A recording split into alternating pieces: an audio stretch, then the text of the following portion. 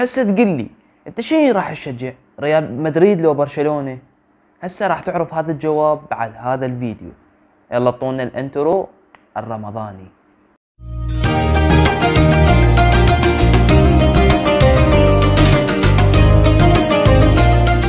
السلام عليكم يا عيال، معاكم ابو شهاب. اليوم رجعت لكم بفيديو جديد وحلقة جديدة، وطبعا رمضان كريم عليكم وكل عام وانتم بخير.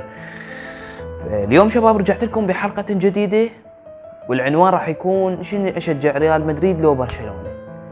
اوكي طبعا شباب السحبة تعرفونها، بعد مدارس وامتحانات وما ادري شنو يعني، وهسه راح تجي امتحانات وزارة باي وقت يعني، وبعد راح اعوف في القناة يعني على ما اخلص امتحانات كلش ان شاء الله وارجع لكم ان شاء الله، يعني ارجع ناجح. فالمهم شباب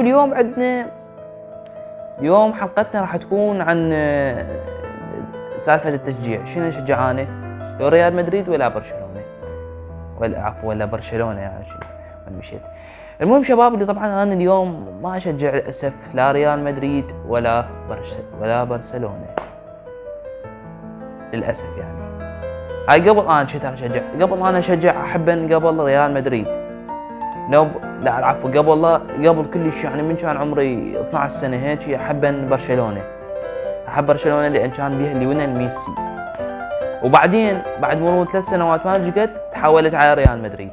ليش؟ لان حبيت بيها كريستيانو رونالدو. يعني ب 2018 ما رجعت ب 2018 لما فازت ريال مدريد باللقب حولت عليه. وهسه شباب الشيء تغير كلش. طبعا اليوم ارجع لكم بصدمة. طبعا انا ظلت ما اشجع لا ريال مدريد ولا برشلونة، للاسف انا اشجع الارسنال. طبعا شباب وراح اقول لكم السبب الصراحة، حتى بشرفكم حتى جبت لي دريس. شوفوا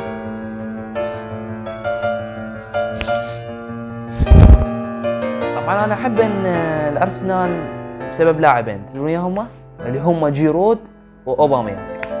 هذول اللاعبين صراحة ادهشوني.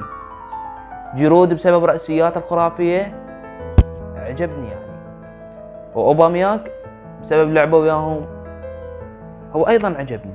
لهذا السبب حبيت، مو بس هاي، انا حبيت الارسنال بسبب طقمهم، لان طقمهم الصراحة هم عجبني، لان طقمهم مش صار شلون الدرع ولونه الاطار مالته احمر وبنصه مدفع.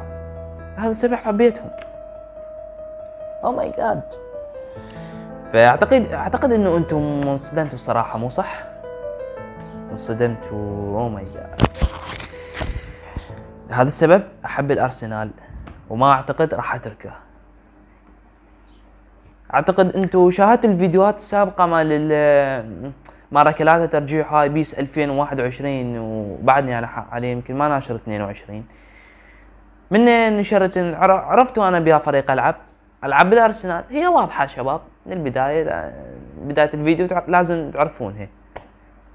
ولهذا السبب شباب انا حبيت، مو بس لا حبيبي، لا بسبب، مو بسبب بس الطاقم مالتهم ولا اللاعبين اوباميانغ وجيرود، لا، السبب الرابع بسبب حبي الحارس بيتر تشيك. يعني تخيلوا حتى جبت لك جفوف بسبب حب لهذا الحارس، هم عليه طاقم الارسنال. الله يشوفون قدامكم.